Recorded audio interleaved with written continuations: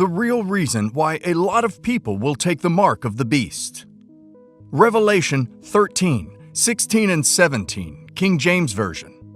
And that no man might buy or sell, save he that had the mark, or the name of the beast, or the number of his name.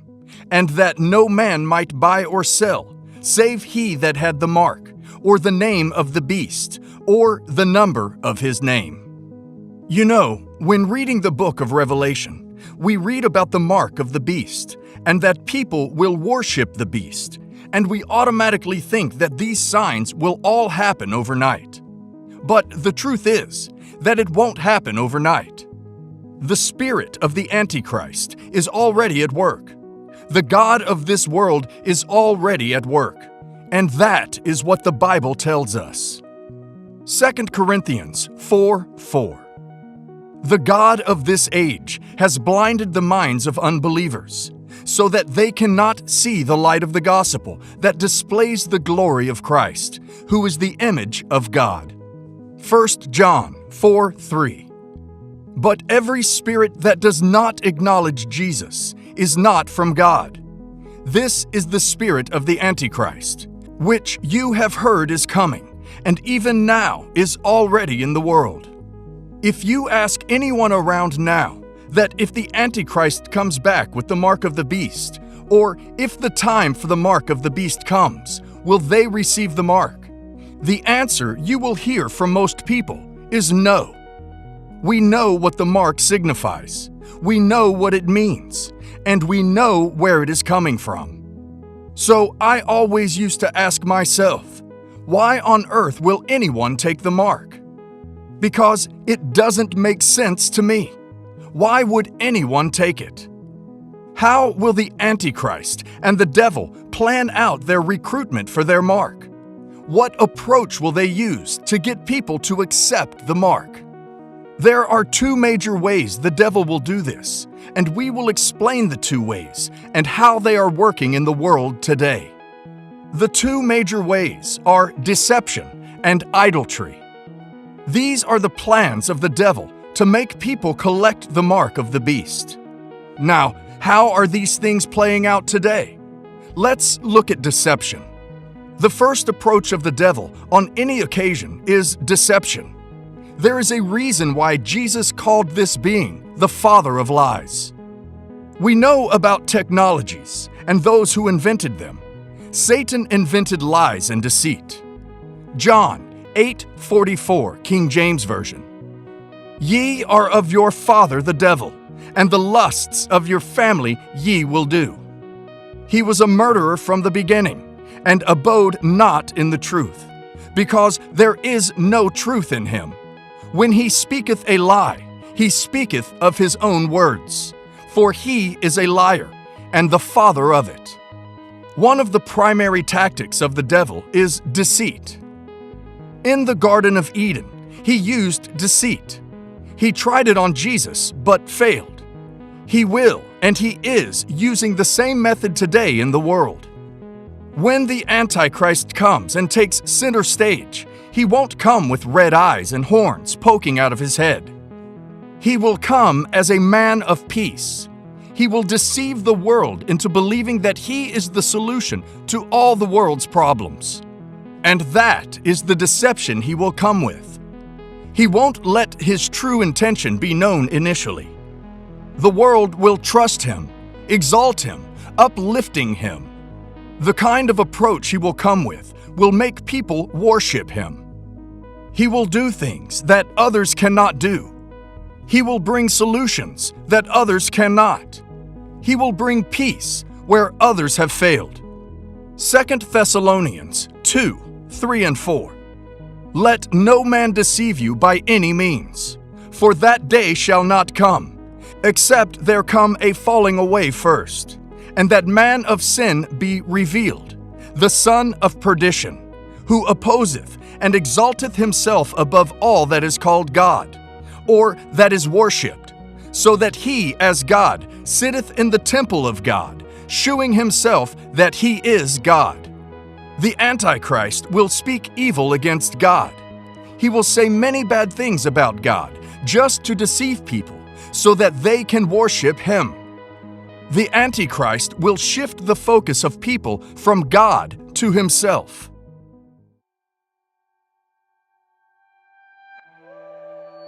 Revelation 13, verse 1 to 10. And I stood upon the sand of the sea, and saw a beast rise up out of the sea, having 7 heads and 10 horns, and upon his horns 10 crowns, and upon his heads the name of blasphemy. And the beast which I saw was like unto a leopard, and his feet were as the feet of a bear, and his mouth as the mouth of a lion. And the dragon gave him his power, and his seat, and great authority.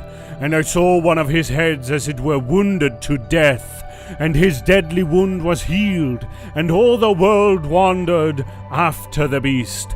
And they worshipped the dragon which gave power unto the beast, and they worshipped the beast, saying, Who is like unto the beast? Who is able to make war with him? And there was given unto him a mouth speaking great things and blasphemies, and power was given unto him to continue 42 months. And he opened his mouth in blasphemy against God, to blaspheme his name, and his tabernacle, and them that dwell in heaven. And it was given unto him to make war with the saints, and to overcome them. And power was given over all kindreds, and tongues, and nations, and all that dwell upon the earth shall worship him, whose names are not written in the book of life of the Lamb slain from the foundation of the world. If any man have an ear, let him hear. He that leadeth into captivity shall go into captivity. He that killeth with the sword must be killed with the sword. Here is the patience and the faith of the saints. He will look wonderful, be charming and successful. He will be energized by the very power of hell. You have never seen such demonic charisma. He will deceive people. He will deceive nations. He will deceive millions. He will be demonically energized. Millions will worship him. He will be an emblem of reconciliation. He will be a symbol of peace, a beacon of hope, a path to utopia, a guiding light full of false promises. He will look like the solution and appear as an angel of light. He will come like a sheep, but he is a wolf. He will come like a lamb, but he is a dragon. He will come with no corruption, but he is full of corruption.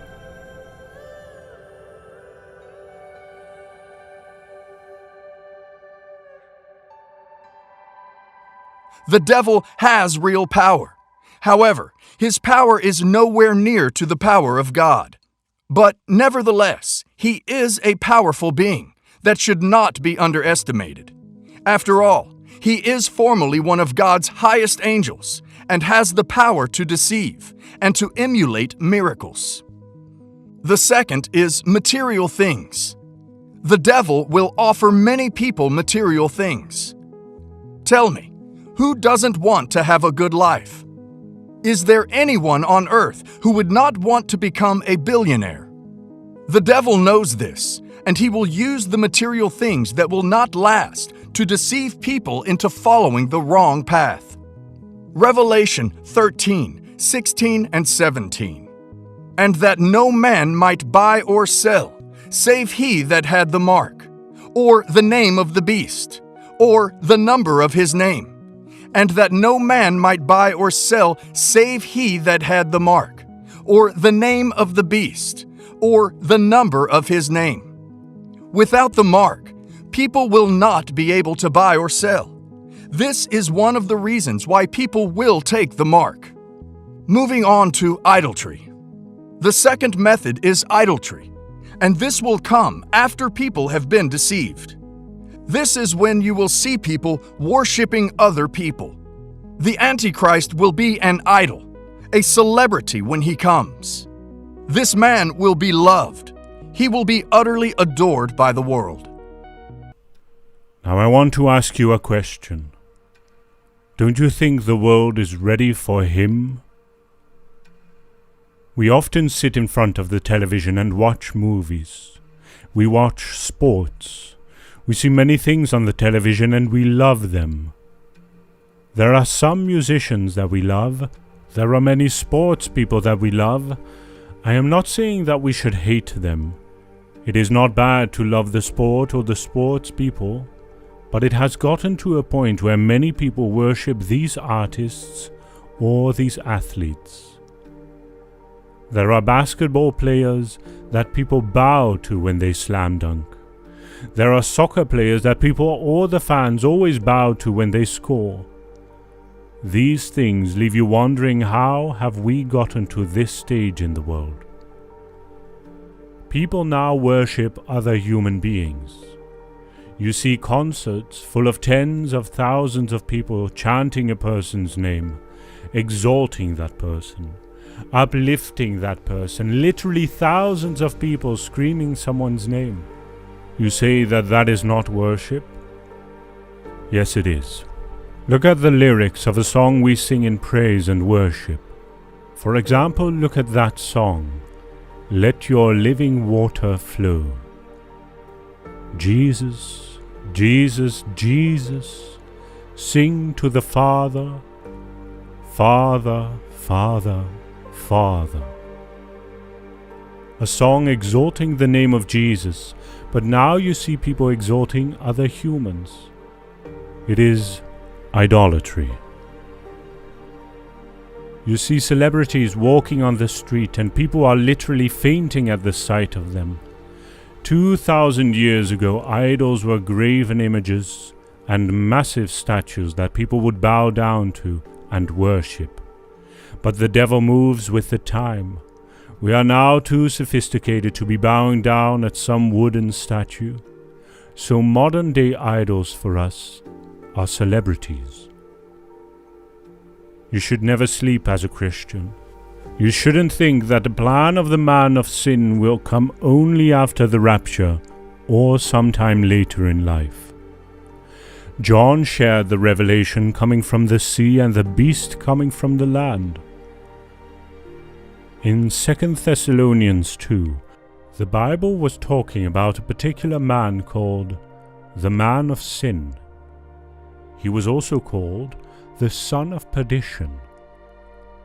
The Bible says that this man will come in the last days. He will start to be operational in the last days. We need to get this clear so that we will have an understanding of when this man of sin will appear.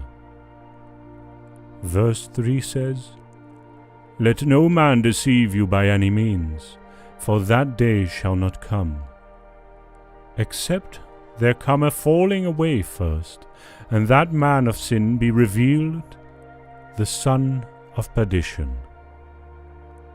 This man will be revealed to the world. Everyone will see this man in action.